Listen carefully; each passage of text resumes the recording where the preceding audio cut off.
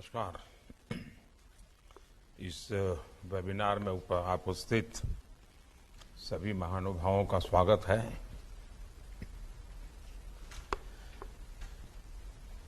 आज का नया भारत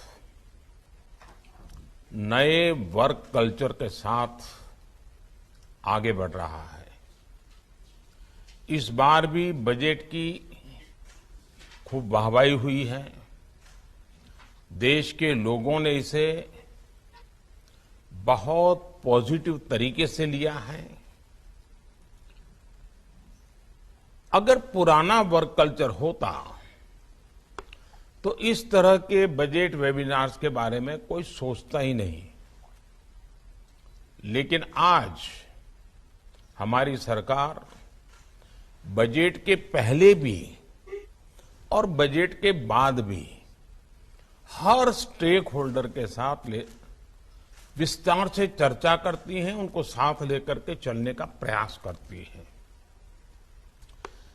बजट का मैक्सिमम आउटकम कैसे आए,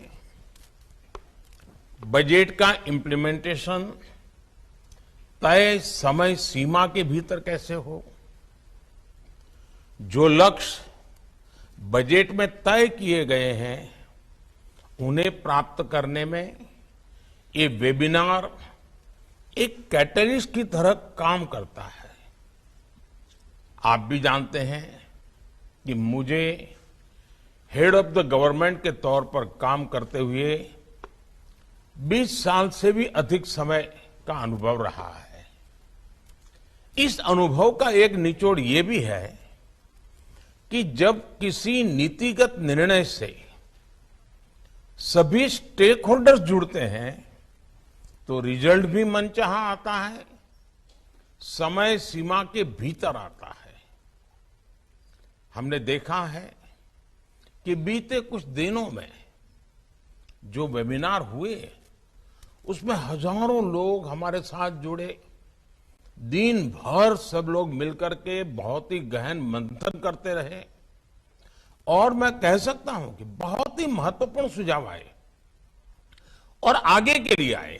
जो बजट है उसी पर ध्यान केंद्रित किया और उसी में से कैसे आगे बढ़ा जाए, बहुत उत्तम सुझाव आए। अब आज हम देश के टूरिज्म सेक्टर के कायाकल्प के लिए ये बजट वेबिनार कर रहे हैं। साथियों, भारत में हमें टूरिज्म सेक्टर को नई ऊंचाई देने के लिए आउट ऑफ द बॉक्स सोचना होगा और लॉन्ग टर्म प्लानिंग करके चलना होगा। जब भी कोई टूरिस्ट डेस्टिनेशन को विकसित करने की बात आती है तो कुछ बातें बहुत महत्वपूर्ण होती है। जैसे उस स्थान का पोटेंशियल क्या है, ईज ऑफ ट्रैवल के लिए वहां की इंफ्रास्ट्रक्चर नीड क्या है, उसे कैसा पूरा करेंगे, इस पूरे टूरिस्ट डेस्टिनेशन को प्रमोशन के लिए हम और क्या क्या नए तरीके अपना सकते हैं। इन सारे सवालों का जवाब आपको भविष्य का रोड मैप बनाने में बहुत मदद करेगा। अब जैसे हमारे देश में टूरिज्म का पोटेंशियल बहुत ज्यादा है, coastal tourism, beach tourism, mangrove tourism, Himalayan tourism, adventure tourism, wildlife tourism, eco tourism, heritage tourism, spiritual tourism, wedding destination, conferences के द्वारा टूरिज्म, स्पोर्ट्स के द्वारा टूरिज्म, ऐसे अनेक क्षेत्र हैं। अब देखिए, Ramayan circuit, Buddha circuit, Krishna circuit, north east circuit, Gandhi circuit, सब हमारे महान गुरु परंपरा हुई, उनके सारे तीर्थ क्षेत्र, पूरा पंजाब भरा पड़ा है। हमें इन सभी को ध्यान में रखते हुए मिलकर के काम करना ही है।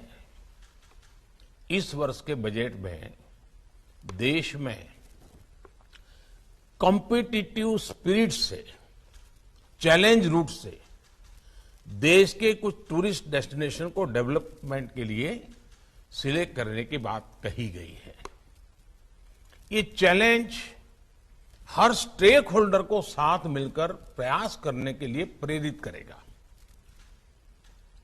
बजट में टूरिस्ट डेस्टिनेशन, इसके एक होलिस्टिक डेवलपमेंट पर भी फोकस किया गया है। इसके लिए अलग अलग स्टेक होल्डर्स को हम कैसे एंगेज कर सकते हैं, इस पर विस्तार से चर्चा होनी चाहिए। साथियों, जब हम टूरिज्म की बात करते हैं तो कुछ लोगों को लगता है कि एक फैंसी सा शब्द है, समाज के हाई इनकम ग्रुप से और उन्हीं लोगों को रिप्रेजेंट करता है।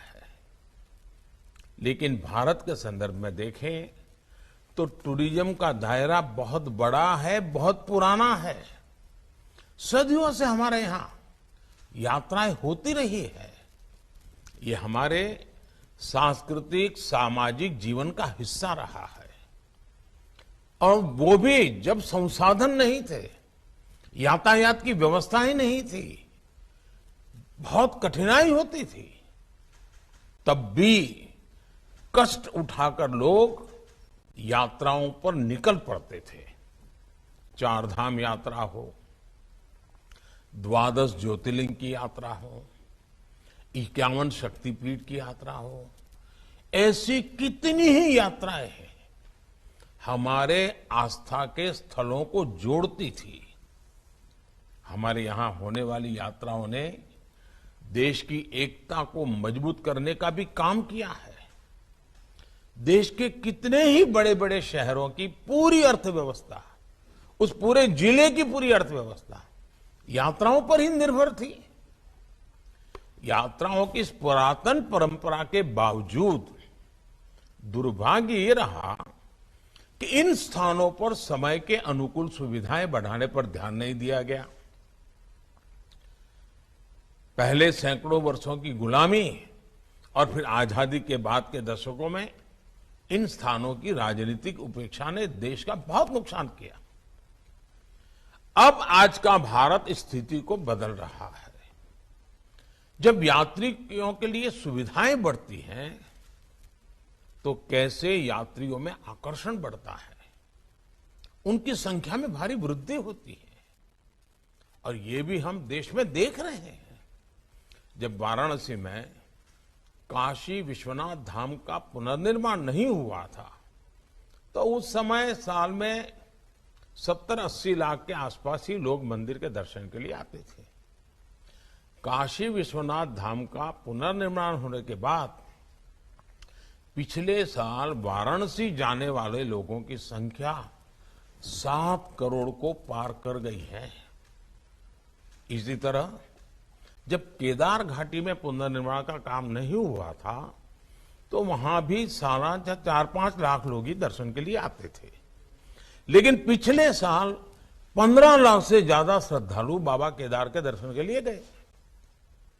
अगर मेरा गुजरात का पुराना अनुभव है, वहां का भी अनुभव आपसे शेयर करता हूं। गुजरात में पावागढ़ करके एक तीर्थ क्षेत्र है बड़ौदा के पास।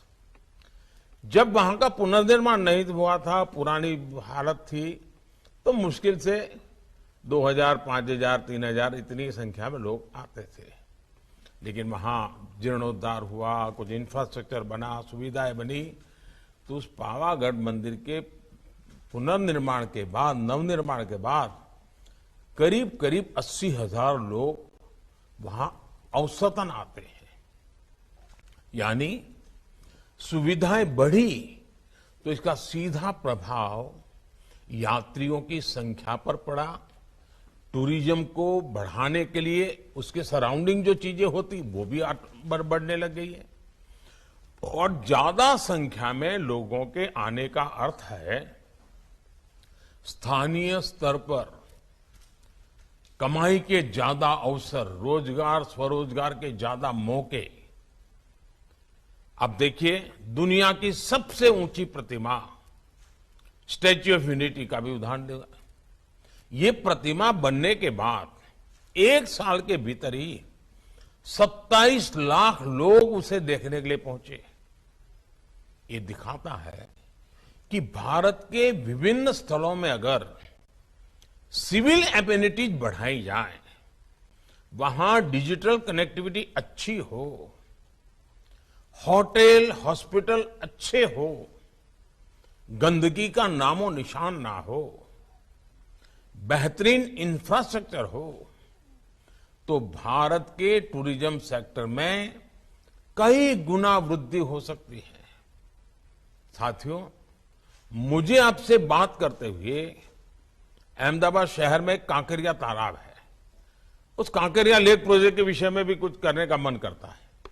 अब ये कांकरिया लेक प्रोजेक्ट शुरू होने से पहले वहां आमतौर पर लोग जाते नहीं थे, ऐसे वहां से गुजरना पड़े तो गुजरे, लेकिन वहां कोई जाता ही नहीं था। हमें वहां न सिर्फ लेक का रिडेवलपमेंट किया, बल्कि फूड स्टॉल्स में काम करने वालों को स्किल डेवलपमेंट भी किया। आधुनिक इंफ्रास्ट्रक्चर के साथ हमने वहां स्वच्छता पर भी बहुत जोर दिया। अब कल्पना कर सकते हैं कि आज वहां एंट्री फी होने के बावजूद भी औसतन प्रतिदिन 10,000 लोग मुलाकात करते हैं। ऐसे ही तरीकों से हर टूरिस्ट डेस्टिनेशन अपना एक रेवेन्यू मॉडल भी विकसित कर सकता है। साथियों, ये वो समय है जब हमारे गांव भी टूरिज्म का केंद्र बन रहे हैं।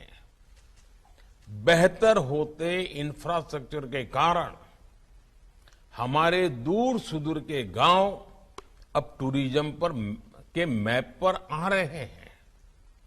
केंद्र सरकार ने बॉर्डर किनारे पर बसे जो गांव है, वहां वाइब्रेंट बॉर्डर विलेज योजना शुरू की है। ऐसे में होम स्टे, छोटे होटल, छोटे रेस्टोरेंट हो, ऐसे अनेक बिजनेस के लिए लोगों को ज्यादा से ज्यादा सपोर्ट करने का काम हम सबको मिलकर के करना है। साथियों, आज एक बात मैं भारत आ रहे फॉरेन टूरिस्ट के संदर्भ में भी बताऊंगा। आज जिस तरह दुनिया में भारत के प्रति आकर्षण बढ़ रहा है, भारत आने वाले विदेशी टूरिस्टों की संख्या भी बढ़ रही है। पिछले साल जनवरी में सिर्फ 2 लाख विदेशी टूरिस्ट आए थे, जबकि इस साल जनवरी में 8 लाख से ज्यादा विदेशी टूरिस्ट भारत आए। विदेश से जो टूरिस्ट भारत आ रहे हैं, हमें उन्हें भी प्रोफाइल करके अपना टारगेट ग्रुप तय करना होगा। विदेश में रहने वाले वो लोग जिनमें ज्यादा से ज्यादा खर्च करने की क्षमता होती है, हमें उन्हें ज्यादा से ज्यादा संख्या में भारत लाने के लिए विशेष रणनीति बनाने की आवश्यकता है। ऐसे टूरिस्ट भले ही कम दिन भारत में रहेंगे, लेकिन ज्यादा राशि खर्च करके जाएंगे। आज जो विदेशी टूरिस्ट भारत आते हैं, वो औसतन $1,700 खर्च करते हैं, जबकि अमेरिका में इंटरनेशनल ट्रैवलर औसतन $2,500 और ऑस्ट्रेलिया में करीब $5,000 खर्च करते हैं। भारत में भी हाई स्पेंड टूरिस्ट को ऑफर करने के लिए बहुत कुछ है। हर राज्य को इस सोच के साथ भी अपनी टूरिज्म पॉलिसी में बदलाव करने की जरूरत है। अब जैसे मैं आपको एक और उदाहरण दूंगा। सामान्य तौर पर कहा जाता है कि सबसे ज्यादा किसी स्थान पर रुकने वाला जो टूरिस्ट होता है, वो बर्ड वॉचर होता है। ये लोग महीनों महीनों किसी देश में डेरा डाले रहते हैं। भारत में इतने भांति भांति प्रकार के पक्षी हैं, हमें ऐसे पोटेंशियल टूरिस्ट को भी टारगेट करके अपनी नीतियां बनानी होगी। साथियों, इन सब प्रयासों के बीच आपको टूरिज्म सेक्टर की एक बेसिक चुनौती पर भी काम करना है। यह है हमारे यहां प्रोफेशनल टूरिस्ट गाइड की कमी। गाइड्स के लिए स्थानीय कॉलेजों में सर्टिफिकेट कोर्स हो, कंपटीशन हो, बहुत अच्छे नौजवान इस प्रोफेशन में आगे आने के लिए मेहनत करेंगे और हमें शानदार अनेक भाषा बोलने वाले अच्छे टूरिस्ट गाइड मिलेंगे। उसी प्रकार से डिजिटल टूरिस्ट गाइड भी अब तो अवेलेबल है, टेक्नोलॉजी का उपयोग करके भी कर सकते हैं। किसी एक विशेष टूरिस्ट डेस्टिनेशन में जो गाइड काम कर रहे हैं, उनकी एक स्पेसिफिक ड्रेस या वर्दी भी होनी चाहिए। इससे लोगों को पहली नजर में ही पता चला जाएगा ये सामने वाला जो व्यक्ति है वो टूरिस्ट गाइड है और वो हमारी इस काम में मदद करेगा। हमें ये याद रखना होगा कि जब कोई भी टूरिस्ट किसी स्थान पर पहुंचता है तो उसके मन में सवालों का भंडार भरा होता है। वो अनेक सवालों के तत्काल समाधान चाहता है। ऐसे में गाइड उन सभी सवालों के जवाब खोजने में उनकी मदद कर सकता है। साथियों, मुझे विश्वास है इस वेबिनार के दौरान आप टूरिज्म से जुड़े हर पहलू पर गंभीरता से विचार करेंगे। आप बेहतर सॉल्यूशन के साथ सामने आएंगे। और मैं एक और बात कहना चाहता हूं, जैसे टूरिज्म के लिए हम मान लीजिए हर राज्य एक या दो बहुत ही अच्छे टूरिस्ट डेस्टिनेशन पर जोर लगाता है, तो एक शुरुआत कैसे कर सकते हैं? हम तय करें कि भाई स्कूल से बच्चे जो टूरिस्ट के रूप में निकलते हैं, हर स्कूल टूरिस्ट करते ही हैं, यात्रा के लिए निकलते ही हैं, 2 दिन 3 दिन के कार्यक्रम बनाते हैं। तो आप तय कर सकते हैं कि भाई फलाने डेस्टिनेशन में शुरू में पर डे 100 लोग स्टूडेंट्स आएंगे, फिर पर डे 200 आएंगे, फिर पर डे 300 आएंगे, फिर पर डे 1000 आएंगे। अलग अलग स्कूल के आए वो खर्चा करते ही हैं। यहां जो लोग हैं उनको लगेगा कि इतनी बड़ी संख्या में लोग आ रहे हैं, चलो ये व्यवस्था खड़ी करो, ये दुकान खड़ी करो, पानी की व्यवस्था करो, अपने आप शुरू हो जाएगा। अगर मान लीजिए हमारे सभी राज्य तय करें कि नॉर्थ ईस्ट के अष्टलक्ष्मी हमारे 8 राज्य हैं, हम हर वर्ष 8 यूनिवर्सिटी हर राज्य में तय करें और हर यूनिवर्सिटी नॉर्थ ईस्ट के एक राज्य में 5 दिन 7 दिन टूर करेगी, दूसरी यूनिवर्सिटी दूसरे राज्य में टूर करेगी, तीसरी डेस्टिनेशन टूर। आप देखिए आपके राज्य में 8 यूनिवर्सिटी ऐसी होगी जहां के हमारे युवकों को नॉर्थ ईस्ट के 8 राज्यों का पूरा आता पता होगा। उसी प्रकार से आजकल वेडिंग डेस्टिनेशन एक बहुत बड़ा बिजनेस हुआ है, बहुत बड़ा टूरिस्ट डेस्टिनेशन बन रहा है। विदेश से तो लोग जाते हैं, क्या हमारे राज्यों में वेडिंग डेस्टिनेशन के रूप में स्पेशल पैकेज घोषित कर सकते हैं?